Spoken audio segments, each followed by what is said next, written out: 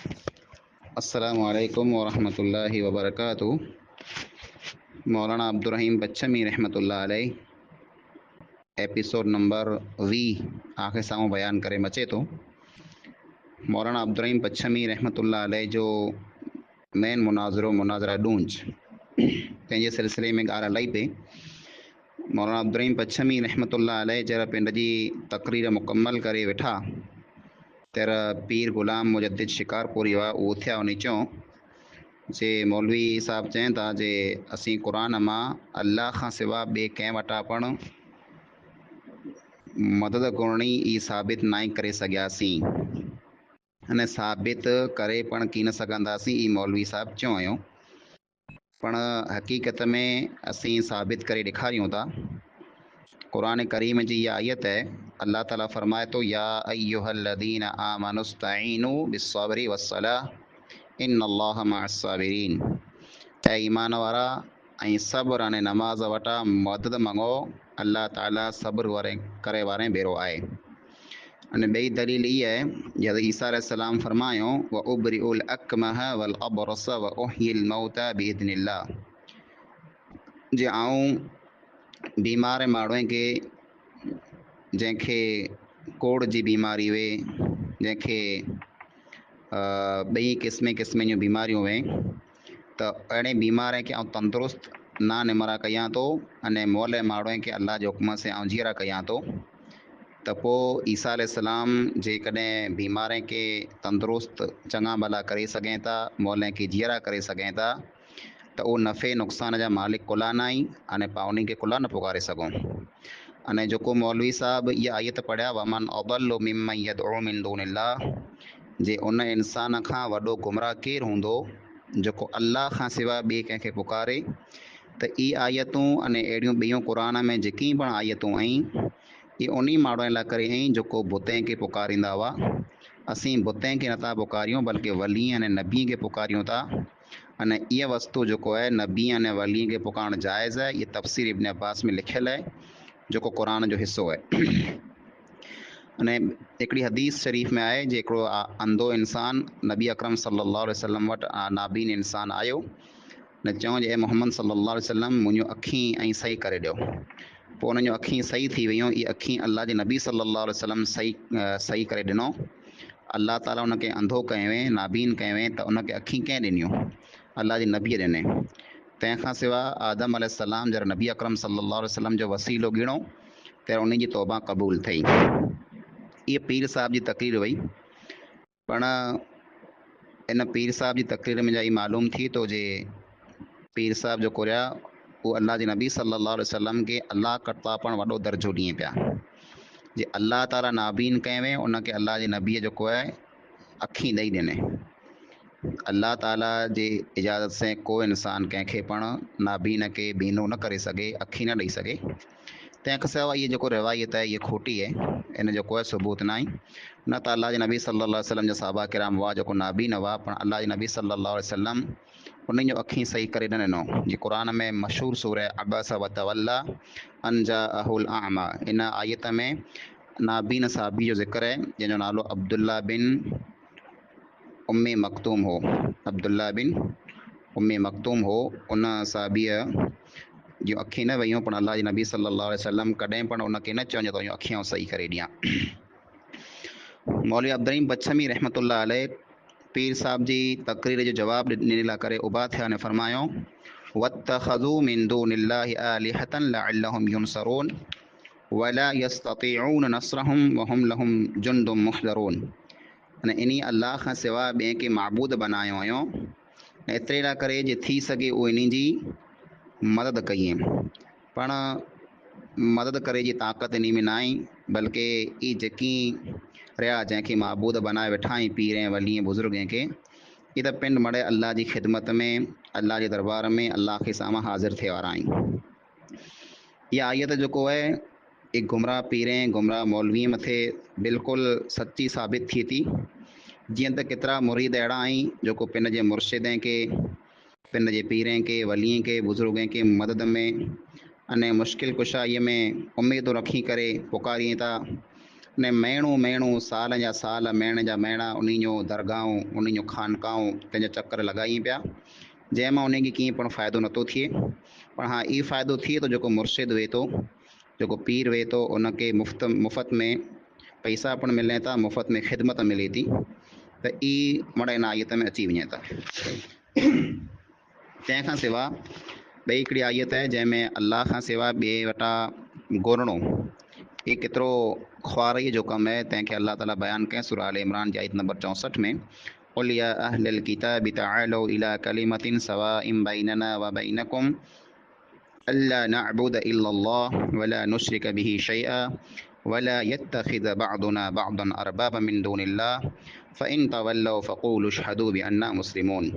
जे ए अल्लाह जा नबी सल्लल्लाहु अलैहि वसल्लम ऐं फरमायो, जे ए अहले किताब यानी ए ईसा यानी यहूदिया अचो ऐं हिकिड़ी अहिड़ी ॻाल्हि आहे जेको पंहिंजे दरमियान बराबरि आहे, हिकिड़ो अहिड़ो कलमो, अहिड़ी ॻाल्हि, अहिड़ो ॿोल जेको पाण ॿिन्ही लाइ करे बराबरि आहे, पाण उन मथे मुतफ़िक़ थियूं, एकता कयूं, इतिहाद कयूं। ने उहो ॿोल ई आहे जे अल्लाह खां सिवा पाण कंहिंजी पण इबादत न कयूं, अने अल्लाह जे साथ कंहिंखे पण पाण शरीक न बनायूं, ने पाण मुंहिंजा हिक ॿिए खे को पण रब न बनाए अल्लाह खे छॾे करे। पोइ जेकॾहिं उहो माण्हू ॻाल्हि न मञे, मुंहुं फेरे भॼे, त ऐं मड़े मुसलमान चओ जे असीं जेको रहियासीं पक्का अने सचा मुसलमान आहियूं, तंहिं मथे गवाह हुजा। हाणे आलिमे खे या पिंड मां कंहिंखे रब बनाए जो मतिलबु ई आहे जे उन जी हर ॻाल्हि जेको आहे उहा मञी गिरणी, चाहे सची वे या कूड़ी वे, अलाह जी ॻाल्हि ते ध्यानु न ॾियणो। जीअं त हाणे अहिड़ो दौरु पियो हले, मौलवी अब्दुल बच्छमी चवनि था जे हिन वक़्तु कुझु को इंसानु नमाज़ में रफ़ यदैन करे, हथ मथे खणे, या इमाम पुठियां सूरह फातिहा पढ़े, का आमीन वॾे सर चए, पोइ उनखे पुछे को माण्हू जे ईअं तूं कुला कईं, रफ़ यदैन कुला कईं थो, सूरह फातिहा वॾे सर कुला पढ़े थो, वॾे सर आमीन कुला चए थो, त उहो जवाबु ॾिए थो जे हदीस में लिखियलु आहे तॾहिं आउं ईअं कयां थो। अल्लाह जे नबी सल्लल्लाहु अलैहि वसल्लम जो हुकुम आहे, न सुन्नत आहे। त माण्हू उनखे कुटे लाइ करे तयारु थी था, उनखे कुटीं था, मारीं था, जे ई मड़ न कजां, उनखे मस्जिद में अचण था ॾियनि। पण उते जेकॾहिं को इंसानु रफ़ यदैन करे, वॾे सर आमीन चए, वॾे सर सूरह पढ़े, को माण्हू उनखे पुछे थो कुला कईं थो, त हू चए आउं शाफ़ई आहियां, इमाम शाफ़ई खे मञा थो, एतिरे लाइ करे ईअं मड़ कयां थो, त माण्हू उनखे कीअं नथा चवनि, त चवनि था भले तो इमाम शाफ़ी खे मञे थो त भले रफ़ यदैन कर, सूरह फातिहा पढ़, आमीन वॾे सर चओ, कीअं वांदो न आहे। त न्यारियो नबीअ जो नालो गिने मथे माण्हू कुटीं पिया, अने इमाम शाफ़ी जो नालो गिने मथे माण्हू छॾीं पिया, यानी नबीअ कथा पण ऊचा दर्जा इन आलिमे खे ॾेई छॾियो आहियूं, इमाम खे ॾेई छॾियो आहियूं। अने क़ुरान जी आयत अरबाब मिन दूनिल्लाह जो मतिलबु ई आहे जे इन पंहिंजे आलिमे खे, पंहिंजे इमाम खे रब बनाए लाथो आहियूं। उन जी हर की ॻाल्हि जेको आहे हलाल वे, हराम वे, सही वे, ग़लति वे, जाइज़ वे, नाजाइज़ वे, त उन जी ॻाल्हि मञे था, अल्लाह जी ॻाल्हि खे भुली वञे था। पीर साहिब खे असां केतिरे फेरा चयो जे पिन जे दावे लाइ करे सबूत ॾींहुं क़ुरान में जा या हदीस में जा, सही हदीस में जा, पण पीर साहिब अहिड़ो को पण दावो जेको कयूं तंहिंजी उहो सबूत न ॾेई सघिया।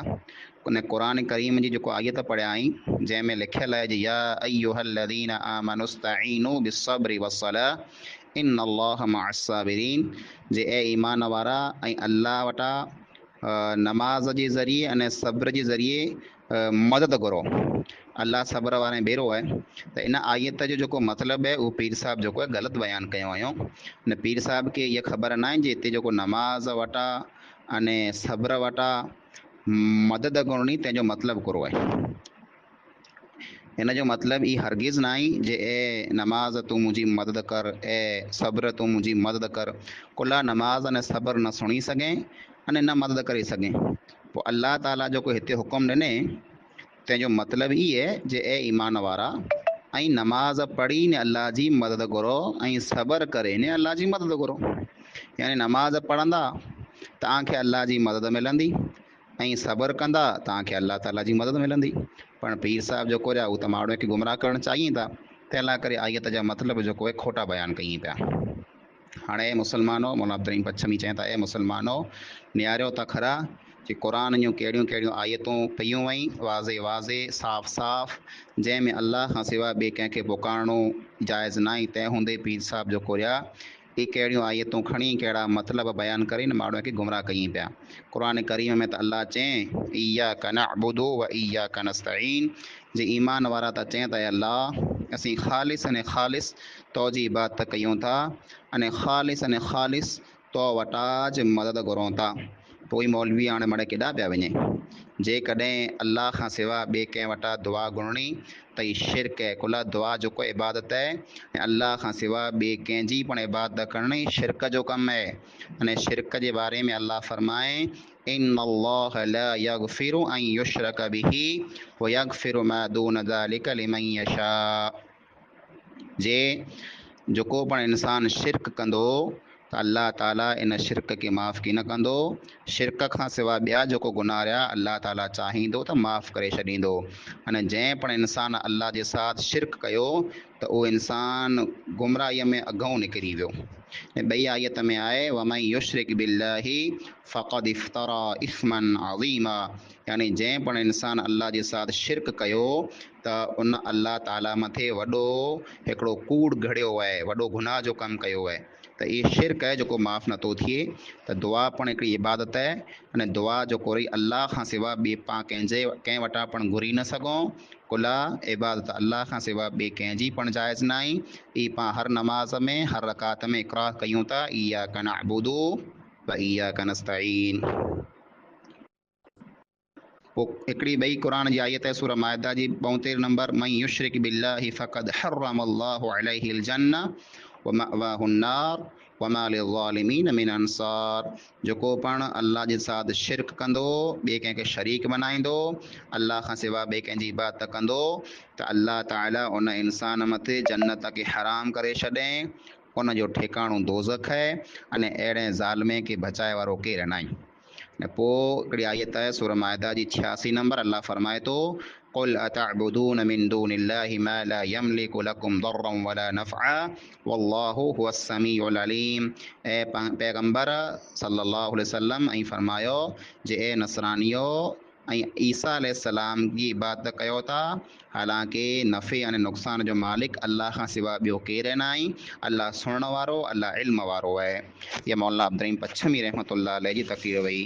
अस्सलामु अलैकुम वरहमतुल्लाहि वबरकातुहू। अच्छा लगा हो तो वीडियो को लाइक करिएगा और चैनल को सब्सक्राइब करिएगा। तो इंशाल्लाह फिर मुलाकात होगी। दुआ में याद रखिएगा। अस्सलामु अलैकुम वरहमतुल्लाहि वबरकातुहू।